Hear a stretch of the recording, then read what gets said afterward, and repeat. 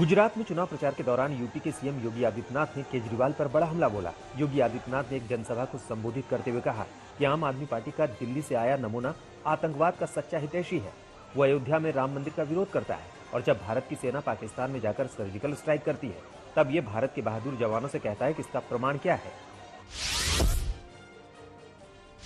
ये जो आम आदमी पार्टी का नमूना आया है ना यहाँ दिल्ली से,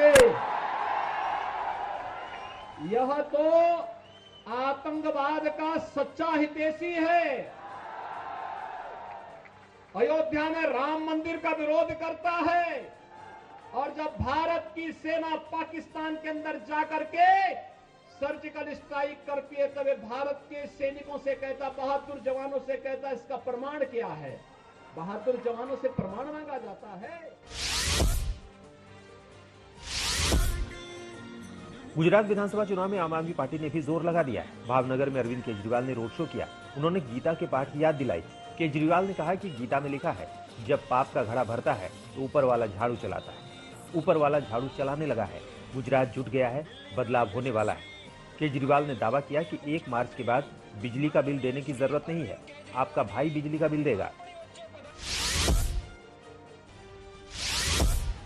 बीजेपी के राष्ट्रीय अध्यक्ष जेपी नड्डा ने शनिवार को गुजरात चुनाव के लिए पार्टी का संकल्प पत्र जारी कर दिया। बीजेपी के संकल्प पत्र में प्रदेश में यूनिफॉर्म सिविल कोड के लिए बनाई गई कमेटी की सिफारिशें लागू करने की बात कही गई है। इसके साथ बीजेपी ने वादा किया है कि आयुष्मान भारत के तहत दिया जाने वाला हेल्थ कवर 5 लाख से बढ़ाकर 10 लाख किया जाएगा। शिक्षा की दृष्टि से 10,000 करोड़ रुपए के बजट से आने वाले 5 सालों में 20,000 सरकारी स्कूलों को स्कूल ऑफ एक्सीलेंस बनाया जाएगा। इसके साथ ही संकल्प पत्र में रोजगार, महिलाओं को लेकर कई घोषणाएं की हैं।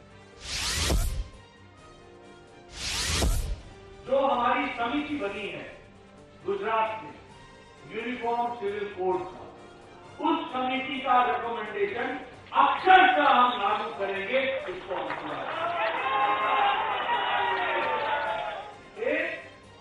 ये जो प्रदेश में, देश में रेडिकल विचारधारा को कहा है,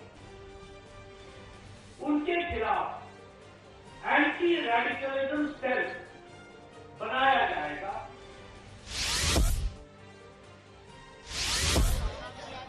गुजरात में बीजेपी के संकल्प पत्र में यूनिफॉर्म सिविल कोड लागू करने के वादे पर एआईएमआईएम प्रमुख ओवैसी ने हमला बोला। ओवैसी ने यूनिफॉर्म सिविल कोड को दलितों, आदिवासियों और अल्पसंख्यकों के खिलाफ बताया। ओवैसी ने कहा कि बीजेपी गुजरात के असल मुद्दों से ध्यान भटकाने के लिए यूनिफॉर्म सिविल कोड की चर्चा करती है।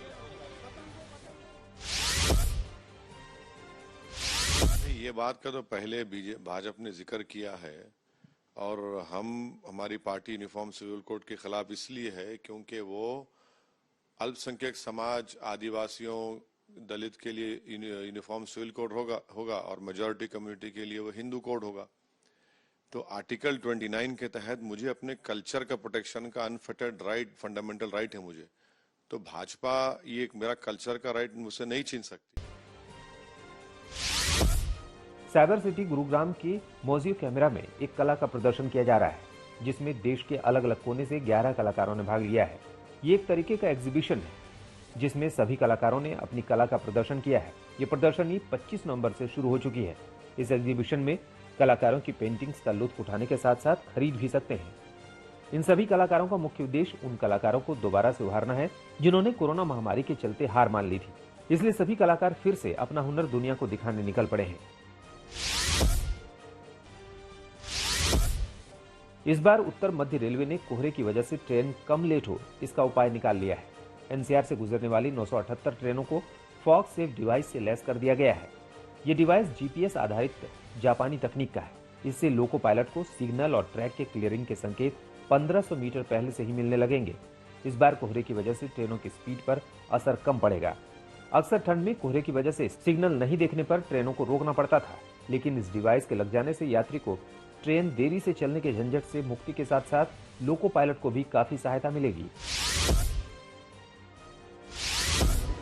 आजादी के बाद गांव में पहली बार दलित की बारात धूमधाम से निकली है। उत्तर प्रदेश के संभल में 5 दर्जन पुलिस वाले शामिल थे। जवानों ने बारात को पूरी सुरक्षा दी थी। एक दलित बेटी की पिता ने पुलिस अधीक्षक को एक पत्र भेजा जिसमें लिखा था कि गांव के स्वर्ण समाज के लोग दलित के बेटे या बेटी की बारात नहीं चढ़ने देते। ये परंपरा अभी नहीं, देश की आजादी से चली आ रही है।